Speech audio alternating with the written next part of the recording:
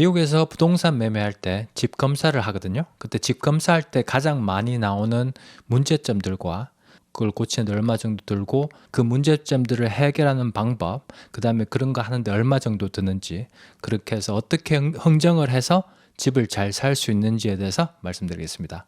안녕하세요. 제르미 시온이고요. 포틀랜드에서 부동산 하고 있고요. 오레곤 지역에서 2004년도나 2005년도 이후에 지은 집들은 이 사이딩 사이 뒤에다가 쇠판을 넣어서 여기 이제 공간이 있어도 괜찮게 집을 지었었는데요. 그 전에 지은 집들은 그런 쇠 그 플래싱이 뒤에 없기 때문에 커킹을 해야 돼서 이게 한 3, 4, 5년 지나고 나면 이렇게 공간이 생겨요. 그런 공간이 생기는 거를 커킹을 해가지고 막아줘야 되는 부분, 그게 지금 많이 보여지고 있죠. 그 비 많이 오고 햇볕 많이 비치는 데는 영향을 받죠.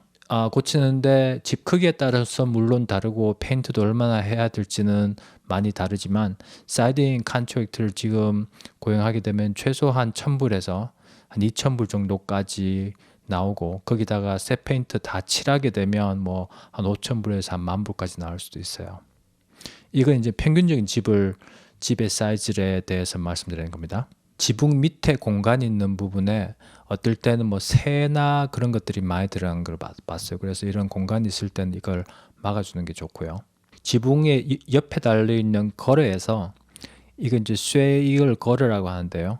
물 나오는 거를 받아줘가지고 이제 밑으로 관을 통해서 밑으로 보내줘야 되는데, 이런 각도가 있는 곳이거나 아니면 물이 많이 새거나 그러면 이렇게 나무 판자, 이 나무 기둥 있는 쪽에 많이 상하는 이 드라이 랏이라고 그러는데, 이렇게 많이 상해서 이걸 뜯어내고 고쳐야 되는 경우를 많이 봤고요. 지붕에서 물이 오는 걸 다 받아서 밑으로 보내줘야 되는데 그렇게 못하고 여기 만약에 나뭇잎 때문에 뭐 이렇게 막히고 그래서 물 자체가 이쪽으로 이렇게 옆으로 계속 떨어지게 되면 그 물이 파운데이션 쪽으로 가서 크롤 스페이스 쪽으로 집 밑으로 들어가는 경우가 상당히 많아요.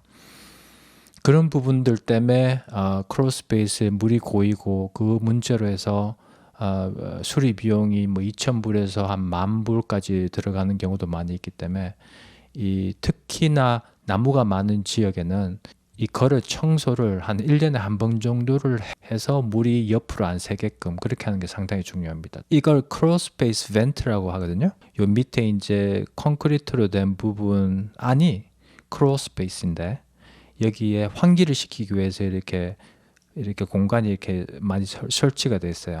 오레곤 같은 경우에 제가 알기로 그 기온이 많이 안 떨어지기 때문에 이런 막이를 하는 게 별로 안 좋다고 들었어요.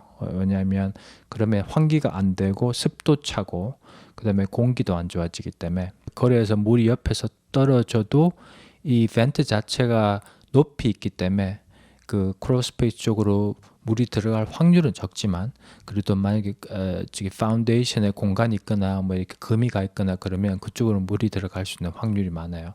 그래서 그걸 청소해 주시고 그쪽으로 물이 안 들어가게 하는 게 중요하고, 그 어떨 때는 이쪽으로 이제 흙이 많이 쌓이다 보면 흙 높이가 이 벤트 쪽 높이하고 비슷하게 되면 옆에서 흐르는 물들이 들어가는 경우도 상당히 많아요. 그래서 그런 거를 주의하셔야 되고, 뚜껑은 항상 이렇게 열어 놓으시는 게 좋습니다.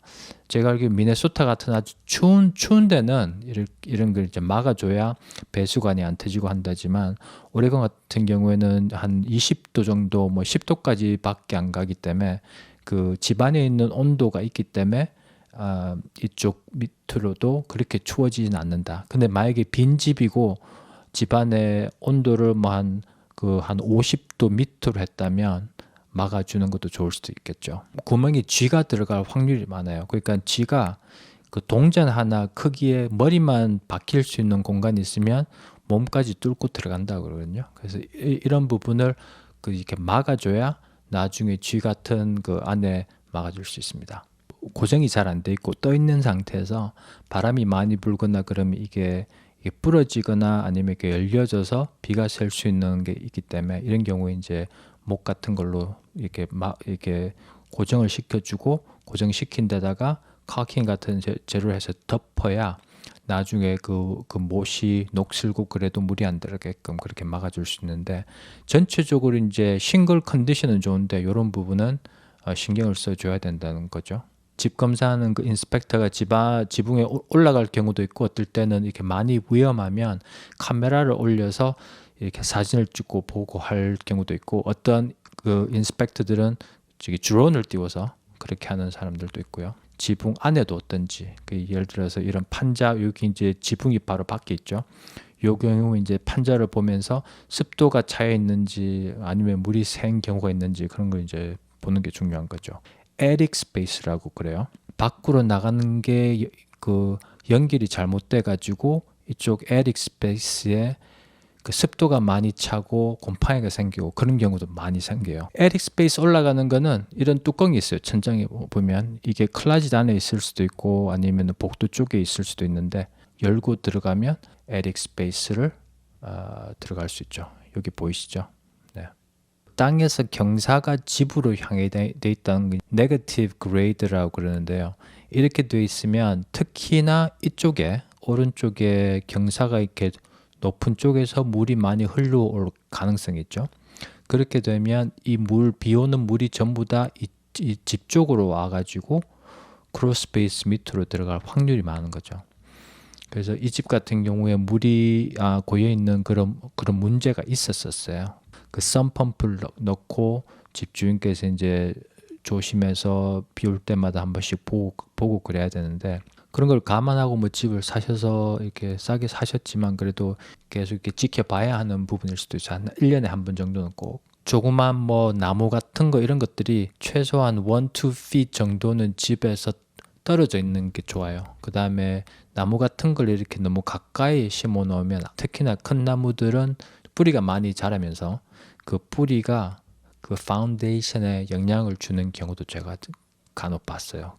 제일 큰 나무들은 그 콘크리트를 이렇게 뚫고 들어가서 금을 만들면서 그 집 밑으로 들어가는 경우도 많이 봤고요. 나무 기둥이 있을 때 이런 비 오는데 이렇게 지붕이 안 덮여 있잖아요. 그러면 비가 이쪽으로 와가지고 그 메탈 플래싱이라고 그 쇠로 된 뚜껑을 이렇게 덮어주는 게 있는데, 그런 게 없는 경우엔 이 부분이 페인트가 잘 칠해져 있더라도 한 2년, 3년 있다가 물이 새 들어가서 이 나무 자체가 상하는 경우, 그래서 드라이 라이트 생기는 경우가 상당히 많기 때문에 이제 집 검사하는 그 인스펙터가 이런 것도 지적을 해줍니다. 습도 잃는 거거든요. 습도 잃는 거기 때문에 이제 목 같은 걸로 살짝 들어가서 그 뒤쪽에 얼마만큼 습도가 있느냐, 뒤쪽에 얼마만큼 습도가 있는지가 이게 숫자가 너무 높게 나오면 뒤에 이제 물 습도나 아니면 물이 있는 확률이 상당히 많기 때문에 상하면서 곰팡이가 된다고 볼 수밖에 없죠.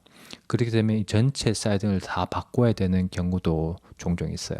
사이딩에서 물 때문에 그런 어떤 상한 밑에 부분에 페인트를 안 칠해가지고 밑에서 올라오는 습도 때문에 이 끝부분이 이렇게 상하는 경우가 많죠. 거래에 이렇게 나뭇잎이 많이 꽉 차 있는 것들, 이런 것들이 물도 막히지만 나중에 이제 물이 많이 온 상태에서 겨울에 이게 얼어버리게 되면 이게 무거워지면서 이렇게 내려앉는 경우도 있어요.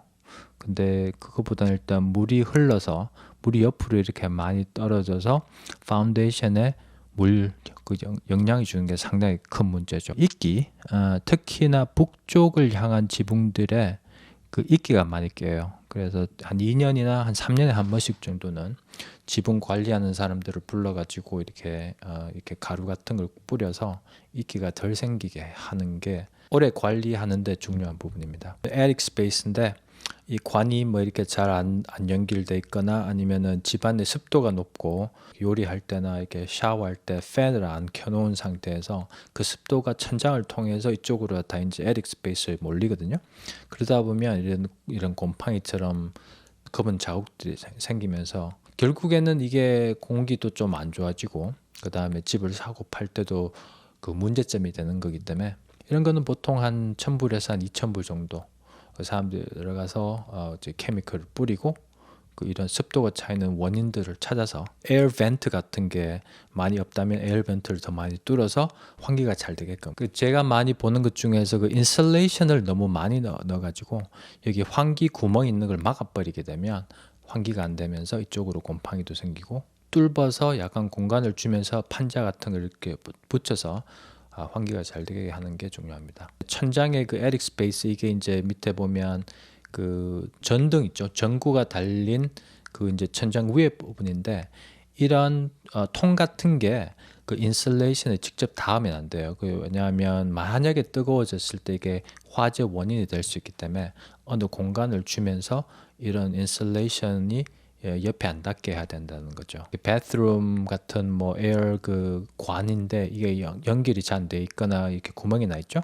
그러면 이게 뜨거운 공기나 습도가 나가는 게 이쪽으로 새면서, 만약에 그 부엌에서 나오는 환기구 같은 경우에는 이 관이 이게 아코디언처럼 이렇게 쭈글쭈글한 이런 관은 쓰면 안 돼요. 왜냐하면 이게 기름이 차거나 많이 이렇게 안에 쌓여 가지고 그 뜨거운 거하고 뭐 이렇게 기름하고 섞이게 되면 이게 화재 원인이 될 수도 있기 때문에, 이런 관들은 이렇게 평평한, 이렇게 주름 안 잡힌 그런 관을 쓰는 게 맞습니다. 예로 나오죠.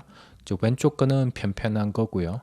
그 다음에 오른쪽 거는 이렇게 아코디언처럼 되는 건데, 이런 걸로 바꿔줘야 되고, 중요한 부분은 헌 집을 사건 새 집을 사건 그 집 검사를 꼭 해야 된다는 부분, 철저하게 해주는 사람을 고용을 해야 된다는 그 부분도 중요하고요. 집 주인하고 흥정을 할 때 고쳐달라고 할 수도 있고, 크레딧을 받고 그 돈을 이용해서 클로징 코스트에 넣고 그 돈을 아껴서 이제 집 클로징 하고 난 다음에 직접 고치셔야 된다는 부분.